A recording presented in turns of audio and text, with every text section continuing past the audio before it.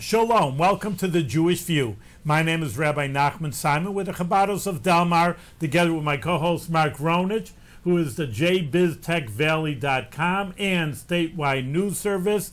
Mark, we have a very special guest with us today, Rabbi Yitchok Hecht. That you have a double hat, Congregation of Agudas Achim of Kingston, our next door neighbor, Kingston, New York, and the Chabad of Ulster County.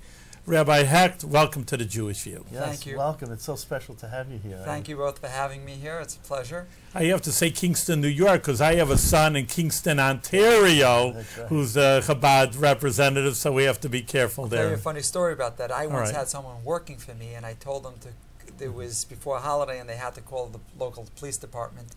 And I said, just please speak to the police chief. You'll speak to the secretary and delay the message. And as she tells me back, and by the way, the chief's name is not this, it's a different name. I said, where did you call? She said, I went online, typed in Chief Police Kingston, and spoke to somebody in Kingston, Ontario. So, yeah, sometimes it helps if you specify right. that there's probably a Kingston in a lot give of all places. the Kingston, details. Jamaica, you could be in Jamaica too. Could be Kingston anywhere. So, Rabbi Hecht, what is the tenor of Judaism in Ulster County? What are there, 3 synagogues in Kingston itself? Or?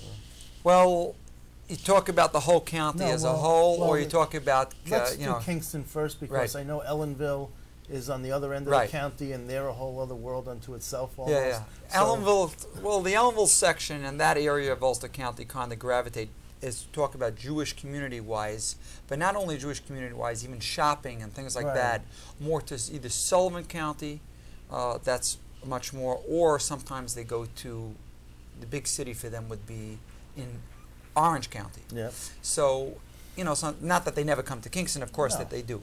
And then you have south of Kingston is New Paltz.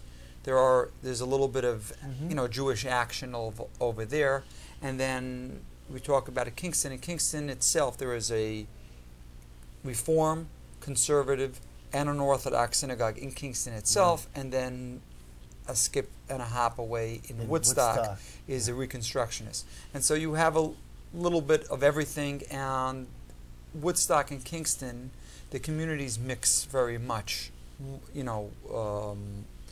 If you live in Woodstock, the big town next to you is Kingston, and you'll find yourself coming to Kingston quite a bit. Now, in the summer, just like in Greene County, there are synagogues in Catskill, but in Hunter and Tannersville, it explodes with camps and Yiddishkeit in Hunter and Tannersville. In Ulster County, you have a couple of towns in Ulster County that really... There are a lot of camps. No, but what are the towns that named Woodbridge or Woodridge? That's in Sullivan County. But what's the towns themselves that kind of light up are mostly in Jewish-wise is mostly Sullivan County. It's not Ulster. Ulster County, you have a lot of camps, but the camps are very much self-contained many times. Although obviously they have a camp and you have a few hundred people in each camp, sometimes close to 1,000 people. Obviously a lot of that, it's good for the local business because they're spending a lot of local money, so that's very good, and you bring a lot of dollars into the county and into the local economy. But Jewish-wise, most of it is self-contained. Ellenville does get a lot more of a local buzz because there are more camps in that side of the county than there are in the Kingston area. Well, also the hotels used to be going kosher. Back to the Borscht Belt. The Borscht Belt, but Neville is still open, and they used to be kosher. I think well, the Neville now are trying to get gambling, which is a whole nother issue. No, but they're still open and running year-round. No, they're closed? They're closed. The Neville is trying to get gambling. It's owned by new people. It's a gambling. You know how they named the Neville? Why they named it Neville? Yeah, because the owners had 11 children, and Neville is 11 backwards. 11 backwards. I never knew that. Yeah. It's interesting. Mark's our New York Trivial. If you want something about New York State, Mark is the man. I could write the game cards for Trivial Pursuit of New York. Yeah. Well, not far down the road from the Neville is the Nappaneck facility for it's a state penitentiary, and my kids always kid around. They say that's the Neville and that's the Neville leave. That's a good one. That's great. That's great. Yeah, so it's quite busy. It's a big county. Yes. And as our responsibility talking about doing things around the county. Thank God I don't do everything alone. We have a team of people that help us, And, you know, in Chabad style, it's really not just a rabbi, but it's really a family unit. You talk about a husband and a wife and children that are all involved. You know this, Rabbi Simon has his children involved. Thank God. You know, you talk about second generation already. How many children do you have? Kananahar, we're not counting, but we have one for every day of the week. I see, okay. I'm sorry, I didn't know how to ask. You know, it's interesting you talk about it. I mean, you're young. How many years have you been in the congregation of Agudas Achim? 12 years. Wow. Right, so well, actually, the day I moved into my apartment was September 11th, 2001. Yeah. Wow. Yeah. It's the day I was moving into my apartment. So I'll always remember the day that I moved into my apartment. And I didn't have proper telephone service at that time, and somebody had called me, and that person's personality is someone that can make up stories, and they tell me a story, you know, on a plane hit the Twin Tower. And, you know, so I started believing the story, and then they told me about a second one, and a third, and all right, okay, very funny as a funny story, but it wasn't a funny story. And, but I'll, of course, will always remember the day we moved into our apartment. But just Mark hits on a note, because you know, I'm from Chicago, but I did go to these kosher hotels with my parents. But it's really a shame, I guess, that there's any kosher hotels left in that area. The Raleigh, the Pines, they all most of them closed or were bought out into something else, developed into another way. But I guess it's you know, Kutcher's is still open. Still open. Things evolve, and so they're evolving. I don't know if I guess our job is to try to make sure things evolve in a good way. Yeah. But and the Homowac used to be there on Route 52. That closed. That closed was bought out by a Hasidic group. Actually, they're trying to do something there. I don't know what will happen. It was a Chinese owner, and then they tried to make a farm out of it or do some growing. A lot of these places, a lot of these hotels are brought out by different groups for different reasons. Sometimes they wanted to just like turn them either into camps or to other things like that. Sometimes they want to reopen a hotel. It's tough. I went to the Homowac for Shavuos one year. I just decided I wanted to get out of town, and I went there, and it was. I'm glad I went when I had the chance. I have fond memories. There's so much gambling. Now I have a good story for you, and this is going to help you out. So, you know, in the Chabad organization, which of course we're both part of, that they send young students around to different places. One year, and I was a student, not too many years ago, of course, but in any case, we went to Brazil. So they said, where's Brazil? Where's everybody? You know, you want to meet the Jewish community. Sunday, they're at the Hebraica Club. That's how they call it, Hebrew Club. Right. And so we went there. Not too many people here. Oh, you got to go to the casino. There's a casino in this middle of it. So we're going to set up a table right there. So one guy comes and, you know, you want a mezuzah, you want to buy a Hebrew book. Nah, I don't want nothing. They run in with his friends. 5 minutes later, he comes out, give me that mezuzah, give me that mezuzah over here. So I'm telling you, this is the way to do it. You put up a stand in front of all these gambling institutions. Good luck here, buy a mezuzah, you know. The rabbi will say a prayer for you. Yeah, I know. Say, free prayer, $10 over here. So that's the way to make some money over here. That's funny. In any case, you know, when I talk about coming here, and I have been here for a number of years, you know, when people said, yeah, there's some synagogue in Kingston, I went by, and it really wasn't too, you know, they said, oh, Kingston, what's Kingston? And now, of course, you're here for a number of years. So tell us a little bit about the Jewish community in, you know, the Orthodox synagogue that you are the rabbi of, and what kind of programs you found there and now trying to build up and how many members grows. Yeah. Well, it's an interesting story, longer than we have the few minutes here this evening. But talking about this synagogue in itself, Congregation of Agudas Achim, is over 100 years old. It was late 1880s. There's a lot of history to that also, but we'll fast forward.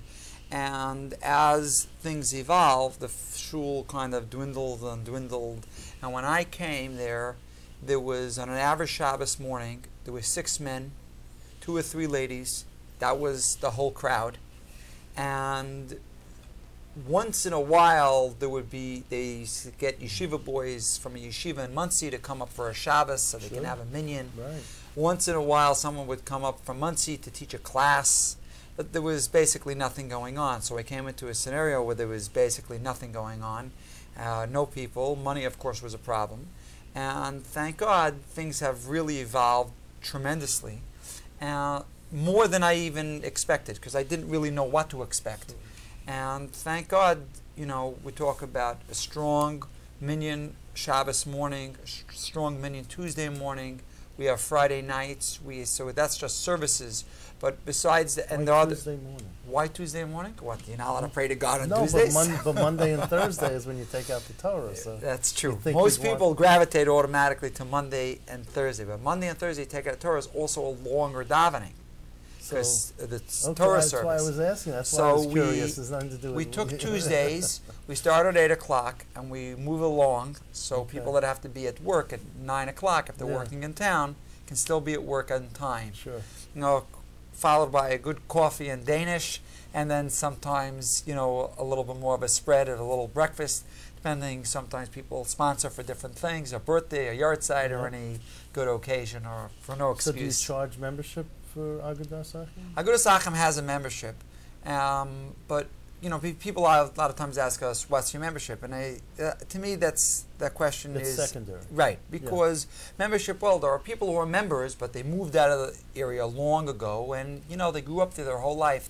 They are members really of support, but you're never going to see them. Oh, but they still send you a check every year. Yeah, you know, it's very nice. It helps, but you talk about membership. No, but people who actually are in the pews. Okay, so that's a different story. And the Chabad style is every Jew in town is, you know, we're here to service everybody, whether they come regularly or not. Right. Sometimes people, you know, are in need of a synagogue, or they feel that need. Sometimes for happy occasions, sometimes not for happy occasion, whatever it is, we're there to service them. But we'll also, hopefully, we can entice people to come in, and then, you know, people say, hey, you know what, there's more, you know, I could do this.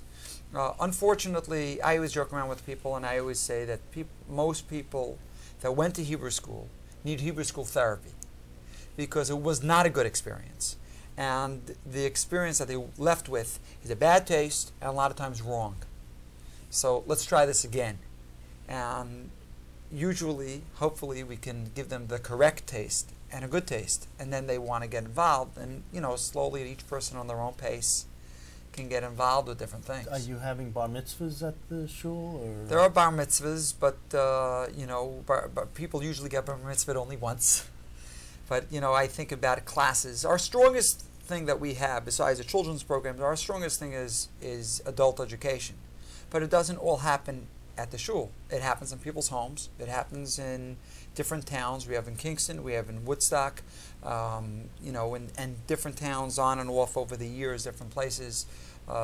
We have hosted a whole host of different classes. Sometimes they're one-part series, sometimes a few-part series, sometimes they're ongoing classes, you know, and things evolve. Most of our classes are based on what people want. You know, that's what we're there for. Do you put out-of-towners up as guests in your home? So that's an interesting question, because about 3 years ago, we built in the shul 7 bedrooms, and they're basically like hotel rooms. Each room has, besides the beds, have their own beautiful bathroom, marble tiles. We really made it really, really nice. Many times people come, they're like, oh wow, we didn't expect it to be so nice. And it's like 7 mini hotel rooms, and to service 3 purposes. One purpose is that people that live in the area, you want to experience a Shabbos, but you live too far. And so you can come and experience a Shabbos, or experience a Yontif. And many times people come, and there are certain times, if we have a Shabbaton, or if there's a holiday coming by, all the rooms are taken. Another thing that we do is for guests. Many times people are traveling, and the people need a place to stay, or someone has a guest coming and they don't have where to put them up. And the third is that there is a program that is for college students. Every summer they take college students where they come to learn about Yiddishkeit, and these are students who have had no formal Jewish education prior. And it's a 5.5, 6 weeks program, and they stay in these rooms. It's about, depending on the year, approximately 15 to 20 girls. At least this is the women's division. There is a men's division that stay here, and so there's 3 different purposes. And obviously, throughout the year, these rooms are very busy. Wow. Very good. You know, I think it's important for their viewers to realize also here you're a good servant of your congregation and making it grow, but of course you have a personal life also, and we said you have a number of kids, and just what it means to live. A person in Kingston, yeah, it's a nice place to live. It's my hometown, no problem with it. But for a person to move in like yourself, and of course every Orthodox person has special needs, and one of them is schooling for their children. So I think it's important for the viewers to know what it means for you and your wife to have children in Kingston, and what do you do about a Jewish education? That's a great question. When people ask me, are you happy? The first thing I always say is, my wife is happy, so I'm happy. And that you learn very fast when you get married. If your wife is happy, you're happy. But the more important question, and the most important question, is education for our children. And here we're talking about Jewish education. In this regard, we bring our children up here to Albany, to the Maimonides Hebrew Day School, and we're very happy to the whole family. Actually, Rabbi Simon's wife is presently teaching one of my children, and has taught others, so we're thankful in that way. And Rabbi Simon does a lot of teaching. By the way, a side point, Rabbi Simon is an unbelievable teacher, and the reason why I say this... Yeah, right. No, there's a reason why I say this. All right. The reason is because every teacher, every rabbi, whenever you teach, sometimes you have a difficult subject. You have a difficult subject, is like, all right, how do I say this that it makes sense, that the people will understand? And Rabbi Simon has a way of just gliding right through, and it seems so simple. That's a talent. It is a talent. It's a talent. Well, and it comes from many years of teaching. Yeah. Thank you very much. I'm still working on Mark after all these years to become one of my students. All right. Oh my gosh. Have them sign up.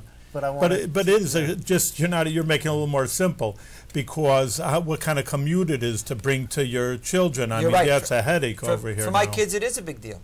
They have to travel in over an hour, and it's not easy. Yeah. And for the children, it's a bigger sacrifice than it is for us. And I give a lot of credit to my kids and their cousins that travel together with them, and all together in the van. I give these kids a lot of credit because it is a big schlep. But to them, it's not even like, oh, maybe there's another option. They know it's just very simple, matter of fact, and it's just very straightforward. We're going to go to school. We have to obviously learn in a Jewish school. It's very matter-of-factly, and that's the closest place to us, and that's what we do. So let me ask you, you grew up in Brooklyn? I grew up in Brooklyn. Where in Brooklyn? My very early years were all in Crown Heights. Okay. And I was very lucky in that way. Shabbos morning I got to go daven with the Rebbe every Shabbos morning. I was very lucky in these things, and I try to tell my kids from time to time different memories that I have and experiences that I have had. Sure. And so I was very lucky in that way. But then my father took a position as a pulpit rabbi in Canarsie. Oh, which one? CV Jewish Center. CV, okay, yeah, I went to many bar mitzvahs receptions. Right, because they had a big, hall, yes, and I used to write for the Canarsie Courier. Did you really? But there was a rabbi who left Seaview Jewish Center, who said, when I got here, my beard was black and the people were white. Now the people are black and my beard is white. It's time for me to go. Good one. So I'm glad to see that your father took that pulpit. So my father was there for a long time. My father, funny enough, my father's back in Crown Heights now. Okay. Things move. My father's Rabbi Hecht. I come from. People ask me very often, "Did you think about being a rabbi?"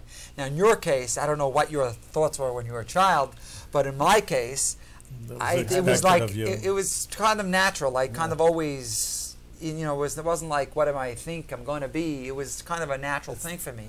And part of that is, it's a family business. Part of it is, both on my father's side and my mother's side, the majority of the family went into rabbinics.